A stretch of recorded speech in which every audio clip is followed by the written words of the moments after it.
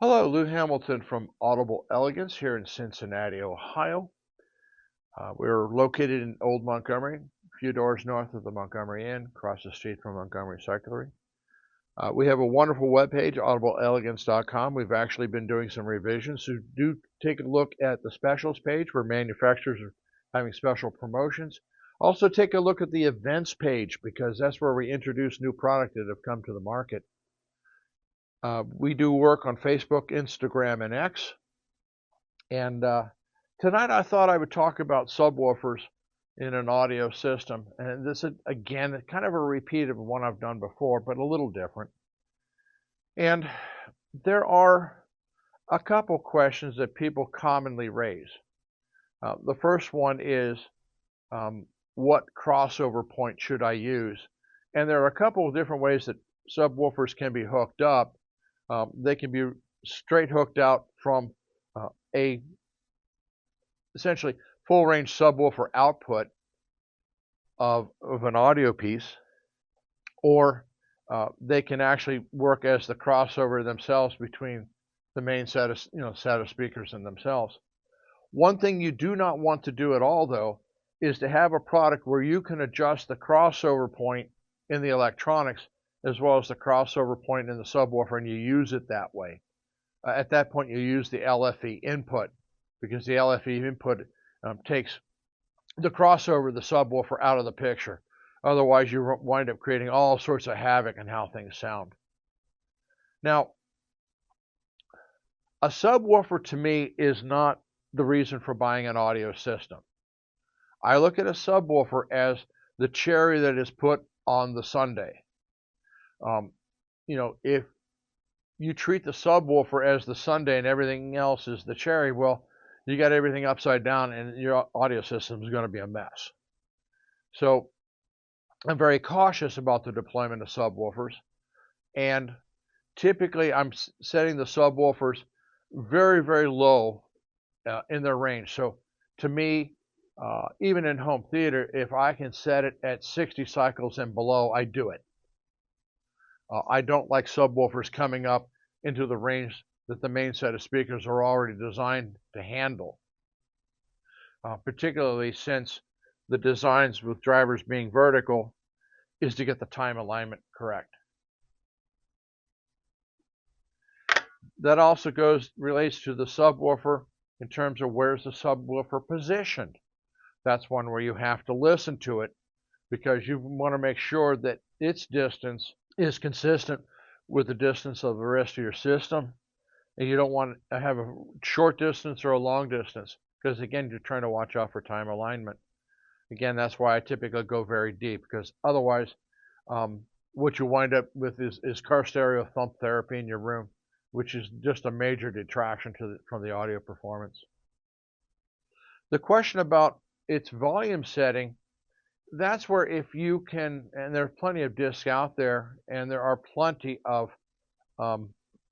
very lovely sound pressure meters. Actually, there's some companies that make software that can be used on your phone to measure sound pressure.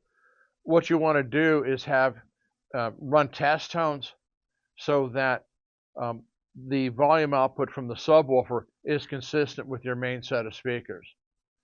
You don't want it louder than or softer than. You want it to be matched in what's going on with the rest of the range. And those sweep tests or lock in on particular tones and using a sound pressure meter will help you make that judgment. When you're talking about adding a subwoofer to an audio system, there is no built-in software in the audio product to mimic what's done in home theater receivers, which, by the way, personally speaking, I still do everything manually first and then compare to what their little electronic program does to the performance. And there are times when I turn that sucker off. I consider those more, training wheels so that the system doesn't sound like crap. Because a lot of people, we go to their systems, they hadn't even measured the distance to anything. We're not even talking about matched sound pressure. So that's another story. I'll get to that another day. So integrating the subwoofers. Some subwoofers, we have a golden ear subwoofer here, which we really enjoy. Um, but there are other subwoofers that actually include something known as phase angle, and that can have a very dramatic effect upon its integration and musicality to a system. I know some of the older, more recent Martin Logan ones actually allow you to look at that and adjust it, and you can listen to what happens. Others do not, so its placement becomes even more important. But don't think that you're going to put a subwoofer in some sort of void in the room and say that this is where it's going to be and it's going to work. No, it doesn't work that way. And for God's sakes, typically keep a subwoofer out of a corner, okay? Because a corner is taking the acoustical energy that's designed to work in a fairly open field and quadrupling its power because it's horn loaded in the corner. Unless you like the sound of car stereo going up and down your street, then hell, if you like one, come in and buy a second one from us. So, you know, that's generally what I look at. I've had situations where the actual placement of the subwoofer is not anywhere near the system, but is actually a bit down the wall. These are things you simply have to listen to. In trying to make that judgment musically, choose recordings with natural bass to it, bass instruments. There's some wonderful jazz recordings by Three Blind Mice that I use. And what you're listening to is that the bass notes that are produced are equal in volume and equal in presence, so to speak. And that they're all clear, as opposed to some being cleared and then something being kind of like a marshmallow being beaten on.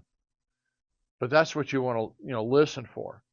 You don't want the subwoofer to detract from the musical performance. I know the Beatles got rid of their one drummer and brought in Ringo. The question is, would the Beatles have gone anywhere without the talent of Ringo? And I rather doubt it. So yeah, bass makes a big difference to music. And there we are.